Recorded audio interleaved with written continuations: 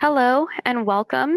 In this video, we will cover a few simple accessibility principles to keep in mind whenever you're creating a flyer or document in Canva or Adobe Express. These design choices make your content easier to navigate and more usable for everyone, not just individuals with disabilities. I want to start off with a quick reminder that all COS employees have free access to Canva or Adobe Express. And whenever you're accessing either tool, you will use your COS credentials to get you logged in. We're first going to start off with a few tips to consider during the creation process of your PDF or flyer. Number one is color contrast. Good color contrast benefits everyone, but it's especially important for individuals with low vision or color blindness. Remember, accessibility isn't just about meeting compliance requirements, it's about making your content readable and usable. Here are a few things to watch for. Avoid using light text on light backgrounds or dark text on dark backgrounds. Don't rely on color alone to communicate information. For example, if you're creating a graph or chart, include labels or patterns in addition to color. If you're placing text over an image, make sure the text remains clear and easy to read. Avoid blurry, grainy, or busy backgrounds. A good rule of thumb is if you have to squint to read it, your audience probably does too. Number two, text layout and hierarchy. Your reader should immediately know what to read first, second, and third. Your flyer shouldn't feel like a scavenger hunt. Organize your content from top to bottom and left to right. Left aligned text is generally much easier to read than centered paragraphs. Create a clear visual hierarchy by using the largest font for your title. This is generally categorized as heading 1, medium-sized fonts for section headings, and smaller fonts for body text, but avoid going below 12-point font whenever possible. Choose clear, readable fonts such as Arial, Calibri, Aptos, or Open Sans. Avoid decorative fonts, and if you use multiple fonts, limit yourself to no more than 2 per document. Don't underestimate white space. Giving your content room to breathe makes it easier to scan and understand. Group related information together, such as dates, times, locations, and contact information. And finally, avoid abbreviations whenever possible. Screen readers may not pronounce abbreviations correctly, which can confuse users. If you do use one, spell out the full term and put the abbreviation in parentheses next to it. Now let's talk about images. Images should support your message, not compete with it. Use high quality images and graphics. Make sure critical information appears as actual text and isn't embedded only within an image.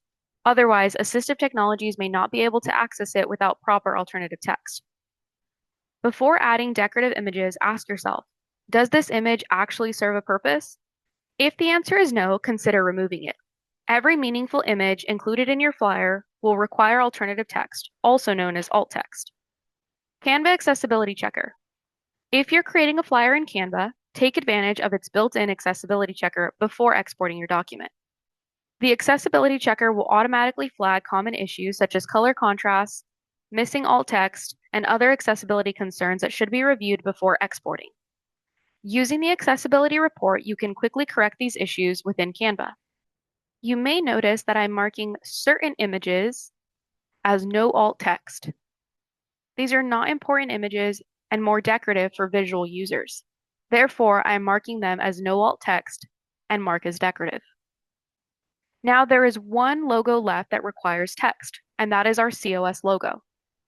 Canva can also generate alt text using AI. While this can save time, always review the AI-generated description to ensure it accurately describes the image and makes sense in the context of your flyer. You can also write your own alt text, which is often the better option for important images. As a best practice, keep alt text to 120 characters or fewer so it's concise and meaningful. One benefit of using Canva's accessibility checker is that the accessibility improvements you make, including alt text, are preserved when you export your flyer as a PDF. Finally, your accessibility report should look something like this, with all sections marked with a green check mark. Exporting your flyer as a PDF. Most people will view your flyer digitally rather than printing it, so your export settings matter. If you're using Canva, choose PDF Standard, which is intended for digital documents, and avoid selecting Print PDF since that option can negatively affect accessibility. If you're using Adobe Express, you'll notice that it does not currently include an accessibility checker like Canva does.